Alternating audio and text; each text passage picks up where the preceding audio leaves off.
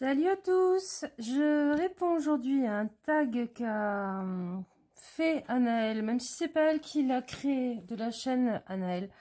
Je vous mets son lien en description pour aller voir sa chaîne qui est toujours hyper intéressante et enseignante. Et puis c'est quelqu'un d'adorable avec un cœur immense. Donc elle a proposé une variante d'un tirage et l'idée qu'on en a eu en discutant toutes les deux, c'était que chacun on propose sa propre variante. Alors, comment? L'idée, c'est que chaque lettre du mois en cours représente une chose qu'on va tirer pour ce mois. Une thématique à chaque fois. Donc, une thématique pour le N, pour le O, pour le V, jusqu'au E. Et que c'était intéressant que chacun écrive sa variante dans son coin et que du coup, on aille voir les variantes des autres. Voilà. C'est peut-être quelque chose qu'on se mettra à faire tous les mois. Et je trouve que ça donne un aspect jeu avec d'autres cartomanciens. Et vu que la cartomancie, c'est des cartes et c'est des jeux à la base, je trouve ça vachement chouette. Donc, j'ai pris quelques jeux. Je sais pas, je suis partie dans une variante très jeu un peu ancien. Bon, là, c'est le nouvel Eteia. C'est pas vraiment un jeu ancien, mais il a une jolie patine, je trouve. Là, on a le Mischief, le Royal Mischief de Patrick Valenza, que je trouve très très chouette. Voilà. Là, on a un Béline qui est tout rikiki, tout mignon, qui est comme ceci. Il est kikino. Hein, il est tout mignon. J'aime bien les petites cartes. En ce moment, je vais vachement vers les petites cartes. Et là, on a un des Marseille que je préfère, le Claude Burdel 1751, que j'ai depuis un moment. Le seul truc, c'est que si vous achetez un jeu de... où est-ce qu'il est? Où est-ce qu'il est son petit nom? d'Ivreno. Surtout si vous enlevez le jeu de la boîte, ne refermez pas la boîte. Vous allez galérer comme des fous. Vous voyez, j'allais le faire. Non, non, surtout pas. Allez, hop, je pose ça là. Je vais chercher ma petite feuille sur laquelle j'ai écrit mes idées pour chaque lettre. Et on est parti. Alors, bien évidemment, vous pouvez décider que ce tirage, il est pour vous. Voilà. Vous pouvez dire, voilà, ce tirage, il est pour moi. Vous pouvez aussi vous dire, tiens, c'est vachement chouette ces questions, je vais me les poser moi à la maison avec mes cartes, voilà, si vous avez des cartes. Et puis sinon, jouez aussi à donner des idées pour chaque lettre, pourquoi pas, si vous êtes d'humeur joueuse. Alors, en N, en bon taureau, je vais le faire tenir comment ça? Là, voilà. En N, en bon taureau, j'ai mis nourriture, c'est-à-dire j'ai besoin de quoi? Bon, pour les 15 jours à venir, ça va être quoi mon besoin? Je vais tirer avec le petit Béline. Oh, si, c'est toi. Là. Ça va être quoi mon besoin? Je vais rajouter une carte de tarot.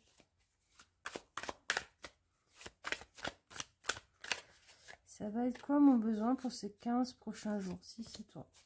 Ok. Alors, mon besoin de nourriture, ma nourriture. Bon, on est toujours dans mes influences.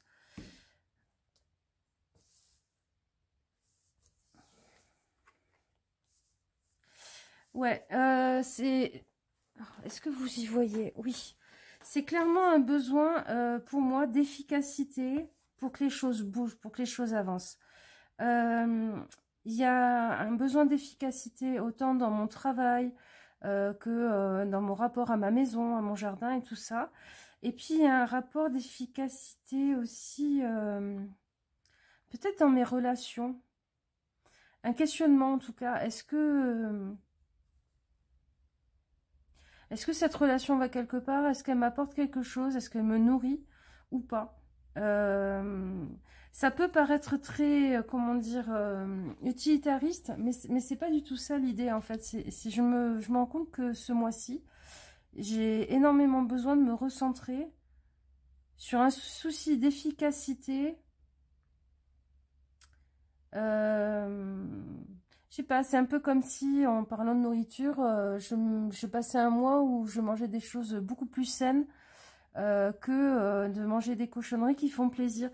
J'ai peut-être moins besoin du côté doudou que du besoin d'avancer, de réfléchir, de faire avancer mes projets aussi. Ok, la deuxième. Alors la deuxième, le haut, j'ai mis une obole.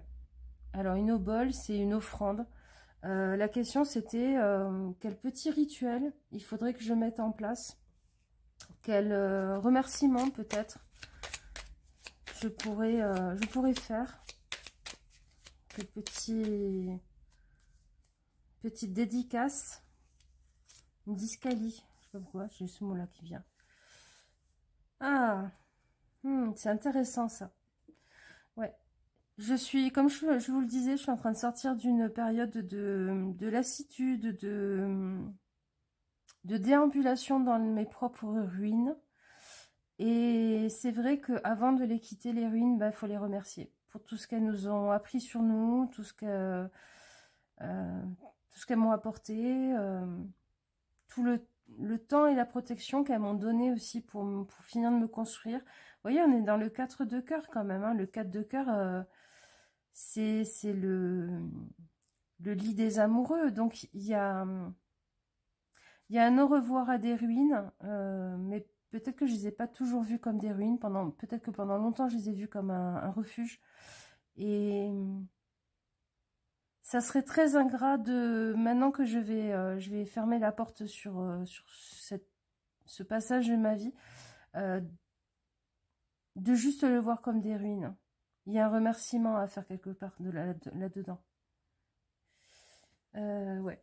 Et le 7, hein, 4 plus 3, 7, on est dans l'enseignement, dans le fait d'apprendre une sagesse. Et le 4 dans le 3, c'est la structure dans le fait de partir, d'avancer. De devenir autre chose. Autre chose que juste la somme de ces expériences. Ok, c'est hyper intéressant. Alors, le V, j'ai mis la violence. Quelle est la violence que je ne vois pas dans ma vie? Je pense que des fois, on ne voit pas qu'on subit ou on produit de la violence vis-à-vis de quelqu'un ou de soi-même. C'est important des fois peut-être de poser ce genre de questions. Je vais rajouter du petit Béline. Hop. Hop, hop. Alors, la violence que je ne vois pas. De deux deniers. Ah, mais il y en a deux. Ok. La fatalité et la grâce.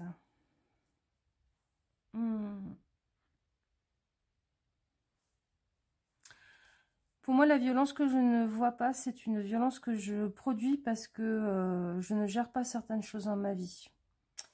Et il y a un affaiblissement de la richesse de départ. Et au final, à un moment donné, il y aura un coup près par rapport à ça, quoi. Alors qu'à la base, c'est un don, c'est un cadeau. C'est une violence vis-à-vis des choses qui sont précieuses dans ma vie que je maltraite. Et je comprends tout à fait de quoi ça veut me parler. Ça veut me parler de papier, ça veut me parler de responsabilité. Ouais. Ok. J'ai pigé le message. Le E. Le E, j'ai mis embraye. Sur quoi je dois avancer et passer la seconde. Allez, sur quoi je dois avancer et passer la seconde.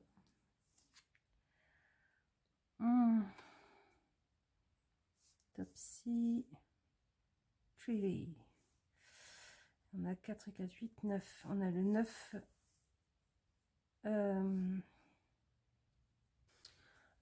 Sur quoi je dois embrayer? C'est simple en fait. Hein. C'est sur le fait de réaliser les choses. Là, je suis en train de faire quelque chose. Et pour une fois, ça pourrait aboutir. Et il faudrait pas que je manque le train que moi-même j'ai mis sur les rails en fait. Hein. Donc embraye, avance, te pose pas de questions, go, go, go. Il y a même la notion dedans pour moi de... on analysera, on fera le débriefing une fois que bah, tu auras produit le truc et que tu l'auras lancé. Et d'ailleurs, c'est logique, on ne fait pas des débriefings avant de lancer les trucs. Et c'est un peu quelque chose que j'ai fait toute ma vie, ça. Du coup, plein de projets, puis au moment où je vois que ça peut donner quelque chose, eh ben je fais pas. Alors que là, on me dit, hey, pour une fois, passe à l'action. Fais naître dans la matière vraiment le projet. Ok. Le M, j'ai mis la Madeleine. Le souvenir ou la nostalgie qui va un peu m'habiter pendant ce mois-ci. Pour moi, le mois de novembre, c'est un mois hyper nostalgique. Et je ne sais pas si vous êtes comme moi, mais moi, je suis très sensible à la nostalgie. Donc, la Madeleine de Proust, on avait chien. Ben oui. Je vais tirer une carte de tarot avec, mais je crois bien comprendre ce qu'il va me dire. Ouais. Oui, oui. Je suis beaucoup en train de travailler ce mois-ci sur remercier et dire au revoir. Remercier et laisser partir. Et notamment là-dedans, bah, il y a des choses, des vécus heureux avec la famille, des vécus heureux avec des amis. Et c'est une forme de gratitude.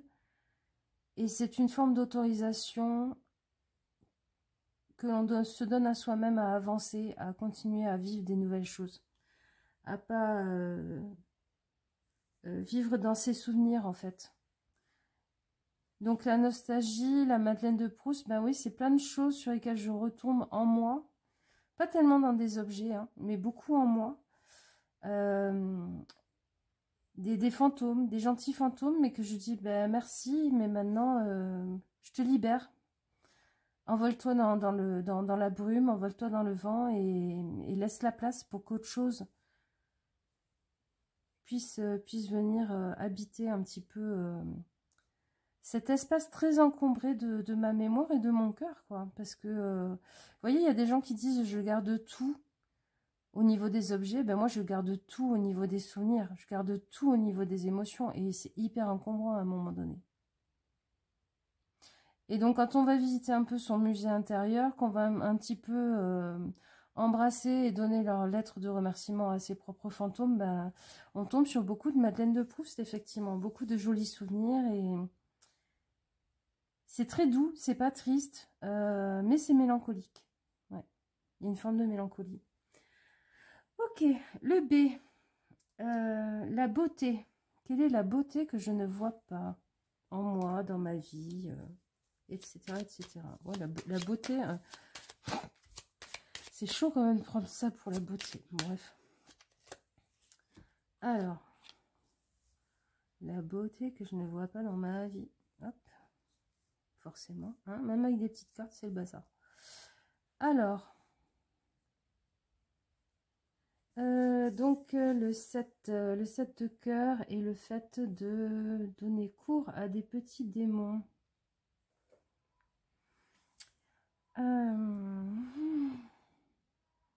Déjà, ce qui est intéressant, c'est qu'il est pas configuré comme la plupart. C'est-à-dire, en général, on a 1, 2, 3...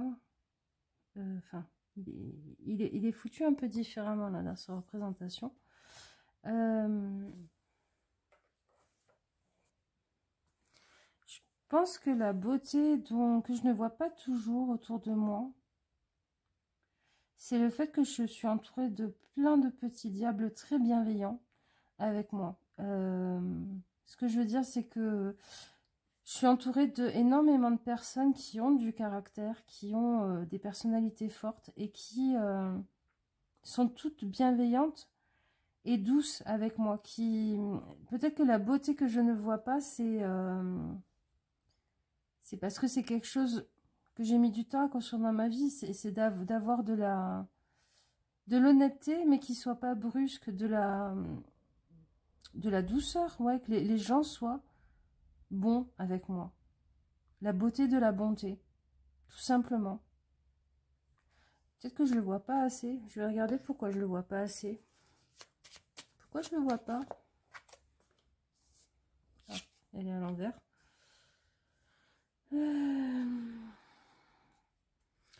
Oui, bah parce que très littéralement, je crois que ça m'est dû, que c'est tout cuit.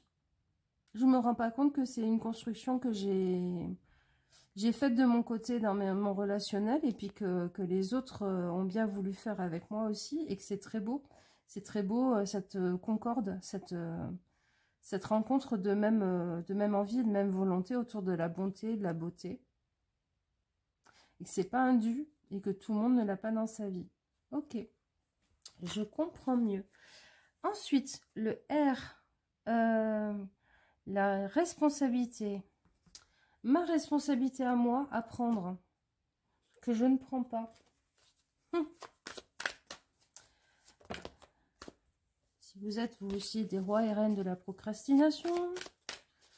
Ma mère m'a dit un truc quand j'étais ado. Et franchement, je crois que ça m'a pas aidé parce que au lieu de... C'est celle-là. Au lieu de me booster, en fait, ça m'a donné une très bonne excuse pour continuer à faire tout ce que j'ai fait toute ma vie. Désolée maman, si tu vois ça. Elle m'a dit, la fainéantise est l'apanage des génies. Alors là, je m'étais dit, c'est bon, je suis un génie. Je suis feignante. Je sais qu'au dernier moment, pif paf pouf, j'arrive à faire les trucs. Je travaille jamais aussi bien que sous la pression et compagnie. Il y a même une pote de fac à l'université qui m'avait dit mais toi de toute façon si c'est pas assez difficile, tu t'ennuies, ça t'intéresse pas. Et c'est vrai. Et du coup j'ai appliqué un peu la même chose dans des choses qui demandent un peu plus de responsabilité, un peu plus de rigueur et qui fonctionnent pas au one again style. Voilà, ça c'est une expression de vieux là, si vous y êtes pas. Ouais, donc qui fonctionnent pas comme ça à l'improvisation, nani nana. Genre l'administratif, la banque, enfin toutes ces choses-là, ben ça porte préjudice. Donc la responsabilité à prendre. Ah non, on me parle d'émotions. Ma responsabilité, ce sont mes émotions, mes états émotionnels. Arrêtez de les faire peser sur les autres. Peut-être. Peut-être aussi ne pas aller au-devant des gens, répondre à leurs demandes quand ils viennent, mais arrêter d'aller au-devant des gens pour toujours savoir s'ils vont bien, si ceci, si cela. Peut-être arrêter de prendre en charge les autres, que c'est pas ma responsabilité. Moi, je vais regarder. On va regarder. On va ajouter un mischief. Ah non, non, on va ajouter un petit étayer. On va pas beaucoup utiliser. Ok. L'élan. Ouais, c'est ça. Et de l'autre côté, on a l'issue. Me concentrer un peu plus sur ma vie à moi, sur ce qui se passe émotionnellement dans ma vie à moi, et arrêter d'aller au-devant des autres. Et me dire, bon, bah, s'ils veulent me parler, ils savent très bien me trouver, en fait. Vous savez, Byron Katie a dit, ça c'est vivre dans les affaires des autres. Dire, oui, mais vous comprenez, mon fils, ici... et s'il n'arrive pas à se débrouiller, et s'il n'arrive jamais à trouver quelqu'un, nani nana, et je m'inquiète, et qu'est-ce que je pourrais faire? Mais en fait, c'est pas vos affaires. Et là, c'est la même chose. Les affaires de mes amis, même si je les aime beaucoup, les affaires de mes proches, parce que ça peut être ma famille aussi, même si je les aime beaucoup, ce sont leur état émotionnel, ce sont leurs affaires. Et ça ne veut pas dire que je ne vais pas leur téléphoner, mais je vais leur téléphoner pour prendre des nouvelles, pas pour sauter sur eux et dire « ça va, comment tu le vis, machin ». Ne pas prendre la responsabilité de l'autre, de venir à soi. C'est pas tout à fait clair encore pour moi. Je me dis, ça c'est un truc à réfléchir, à débroussailler. Je vais le mâchouiller, le ruminer, le méditer pendant au moins 15 jours. Mais ouais, il y a quelque chose là-dedans. Ok, le E, pour finir.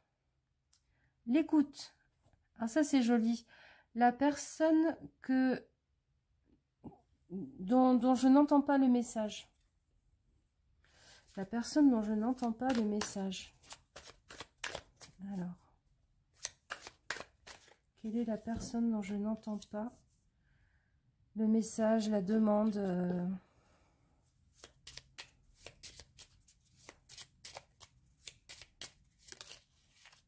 Ok. Alors. Ouf, d'accord. Oui. Ouh, c'est fort.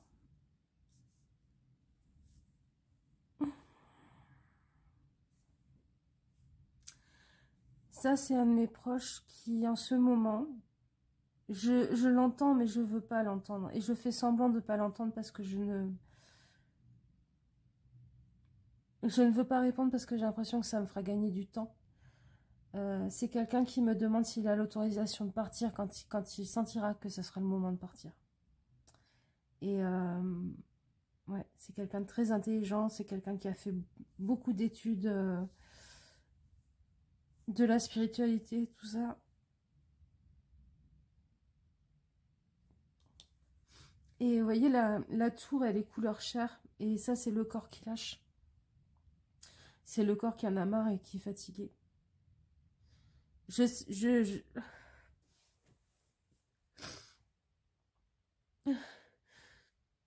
que c'est pas pour tout de suite. Voilà, je me calme. Je sais que c'est pas pour tout de suite, mais j'arrive pas à autoriser cette réalité à exister dans ma vie. Je la nie. Je la nie, sauf que en la niant, cette réalité, je nie le besoin d'apaisement par rapport à cette question.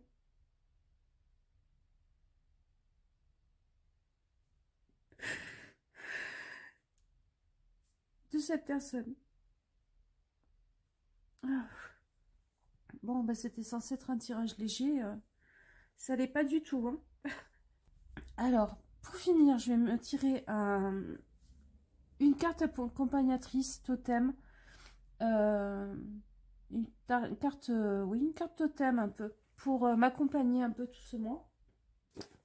Allez, je vais prendre quelque chose de très guidé. Je vais prendre message de l'esprit. Allez, la guidance, l'aide pour ces 15 jours de novembre restants.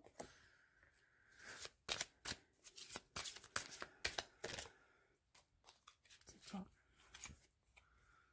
Alors, qui on a? Signe intuitif. L'intuition est le langage de l'âme. Nous sommes tous nés avec une profonde connaissance intérieure. L'intuition est l'un des plus beaux cadeaux que nous possédons, qui nous aide à nous connecter avec notre moi supérieur, avec l'univers et avec l'esprit divin.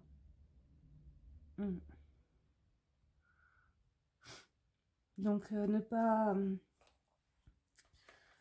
me couper des signes de mon intuition et même quand les choses me paraissent difficiles ou quand j'ai pas envie de faire face à des responsabilités. Et je pense que ça me dit aussi que en toute chose et à tout moment, dans l'utilisation de cette intuition, donc le fait de ne pas fermer le canal, bah, de prendre conscience qu'on est relié à son moi supérieur et au divin et à l'univers à travers cette chaîne, en fait, cette chaîne de liaison. Peut-être que des fois aussi, se poser dans le divin et dans le moi supérieur, ben,